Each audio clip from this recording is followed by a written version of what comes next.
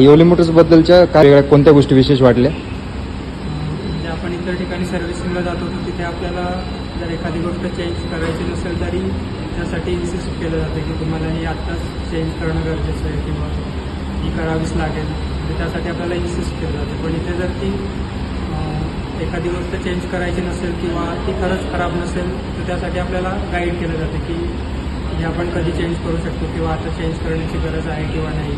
आणि आपले जे काही प्रश्न असतील त्याचं प्रॉपर आपल्याला सोल्युशन सांगितलं जातं किंवा त्या प्रश्नांचं समाधान देखील केलं जातं.